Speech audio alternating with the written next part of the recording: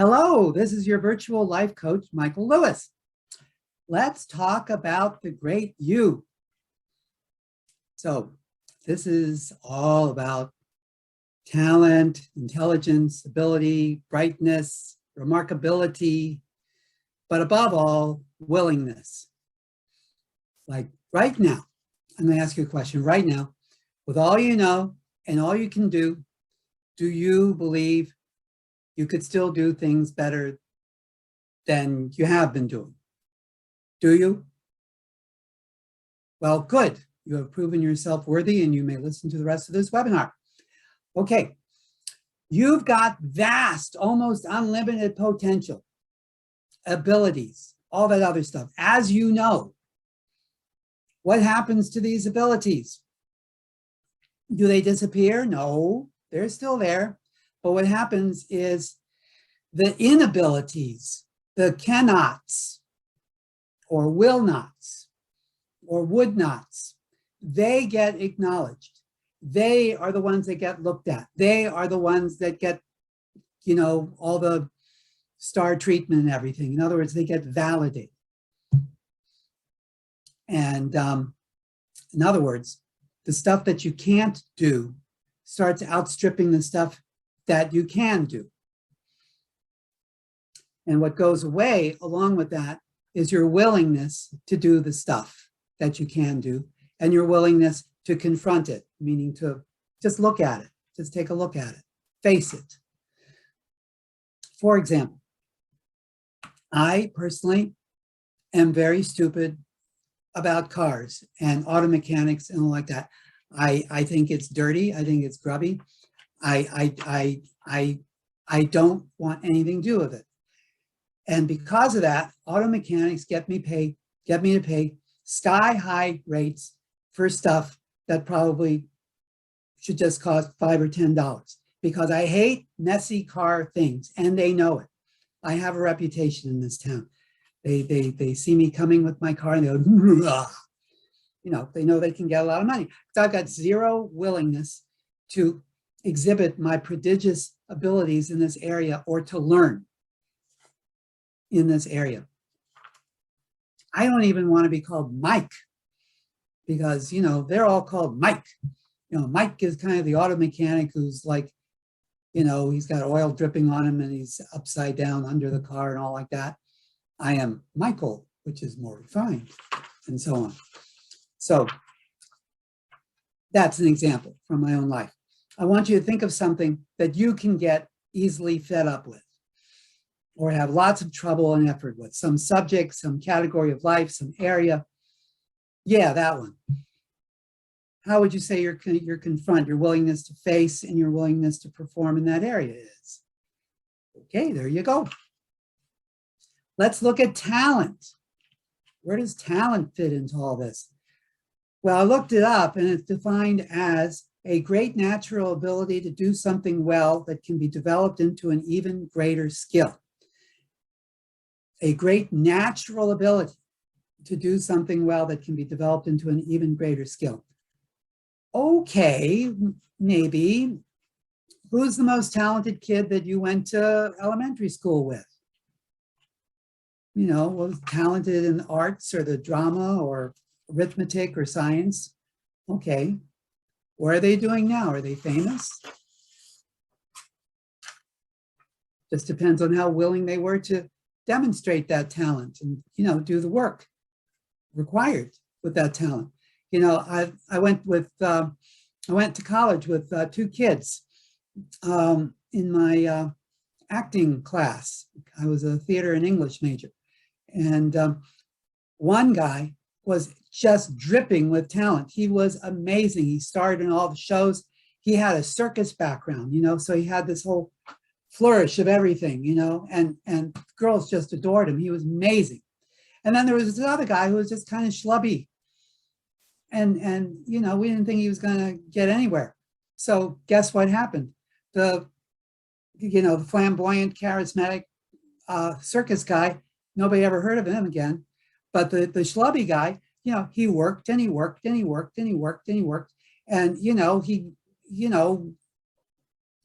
bulldozed his way into theater groups and stuff like that, and just kept working and went up the ladder of success, and he's quite wealthy and quite well known right now. And so it's not so much talent, it's willingness to display that talent and the confront, the facingness, being able to face what you need to do in order to get where you want. It needs to be learned, whatever needs to be learned or done to display that talent. So saying that someone just has a natural ability or natural gift to do something is a little bit of an insult to that person, because we've all got natural gifts. This is what they used to say about Willie Mays, world's greatest living ball player. He said, well, you know, he had natural gifts. He could run, he could catch, he could field, he could throw, he could bat. This ignores the fact that he worked like mad, morning, noon, and night, to get those skills and those reflexes all coordinated and all going, because he was willing to put in the work. He could confront the work and he could confront the time, and he was willing to demonstrate his talent. So what are you doing right now that you are unwilling to do? You're doing against your own wishes. Would you say you're terrific at it? Would you say you're an expert at it and amazing at it and the world's best at it? Maybe not. Does it turn out okay all the time? Maybe not. On the other hand, what are you doing right now that you love to do, that you're willing to do, that you want to do more, and that you would do for free, even if you had a chance? If you were able to do more of that, what would your life be like? Well, there you go. There are a few things that undermine your willingness. And you know, you're familiar with some of these. They are unhappy experiences in the past, injustices, false accusations, pushing you to do things you were willing to do in the first place, enforcing them with punishment and stuff, and you wanted to do them anyway, but now it's no fun anymore. Nagging, like, you know, when you were a kid, nag, nag, nag, nag, nag, nag, nag. So you wind up doing, but you're unwilling to do. So you're doing, but with no responsibility with it. What happens when people are unwilling?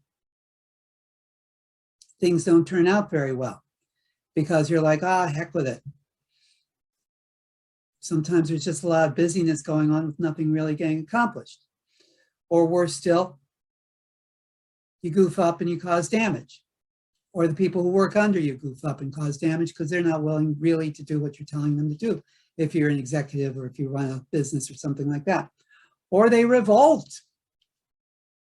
This is one reason why the world is so tense, is because there's too many people doing things that they're unwilling to do, or they're being prevented by law or whatever from doing the stuff that they are willing to do.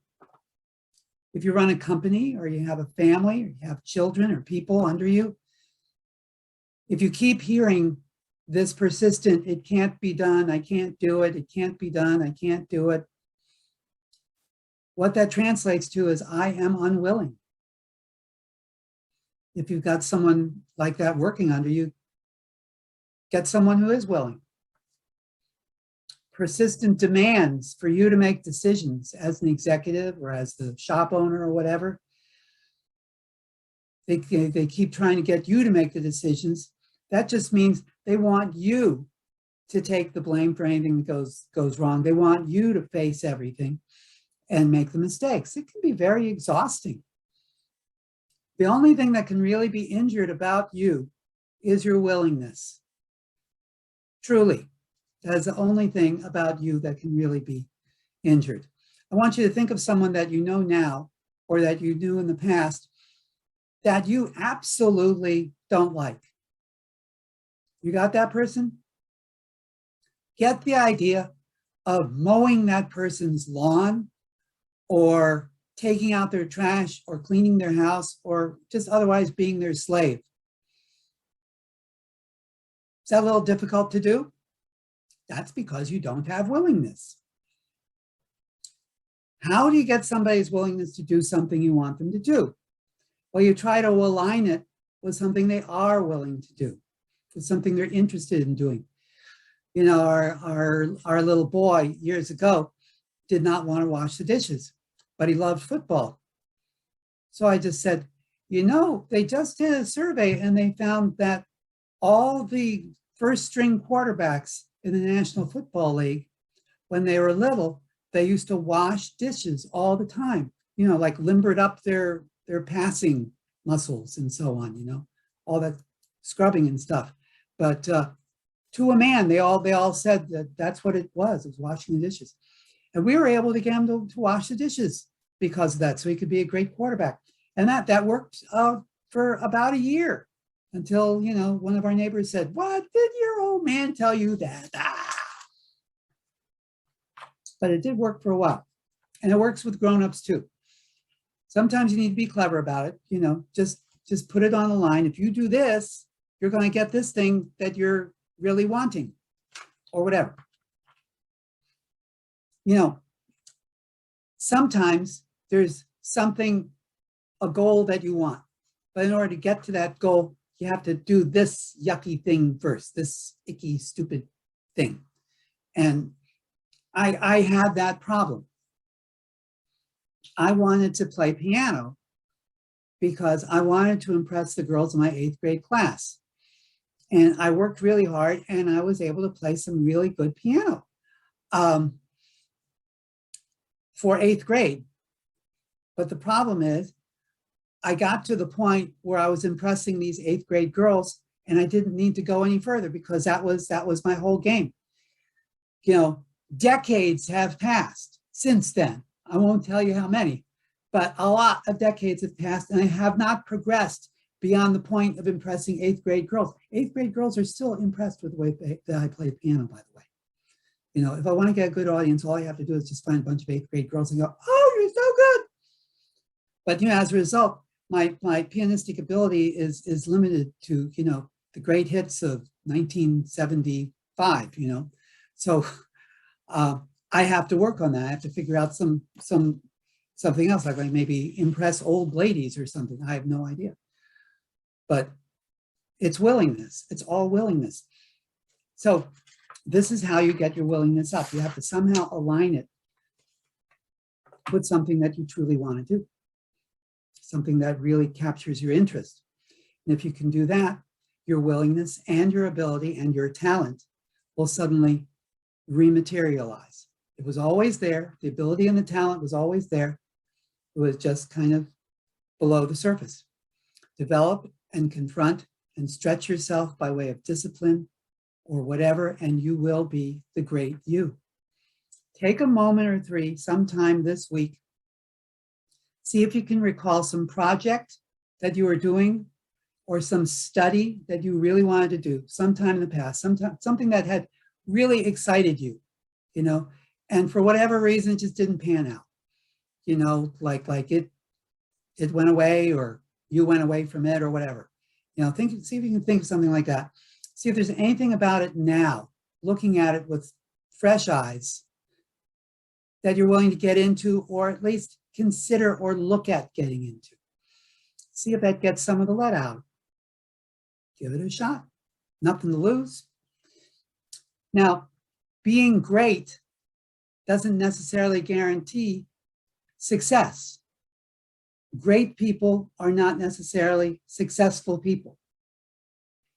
And a lot of successful people, maybe you wouldn't regard them as great people. That's a whole nother webinar.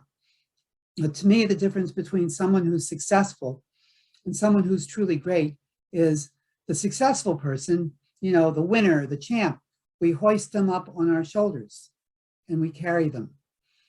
The truly great person, on the other hand, carries us on his or her shoulders, because the great person includes others in his or her victory, in his or her talents and whatnot. So just a good thing to keep in mind while you're becoming great. And remember, you heard it here first, because I'm going to be first in line wanting your autograph when you are all famous and great. Well, that's all I've got to say. So if you like this webinar, Please be persuaded to like and subscribe. Check out my website, areyoualivetoday.com. Meanwhile, love each other, take your vitamins, observe posted speed limits, play nice, never lose sight of who you are. Never, never, never lose sight of who you are. So long for now.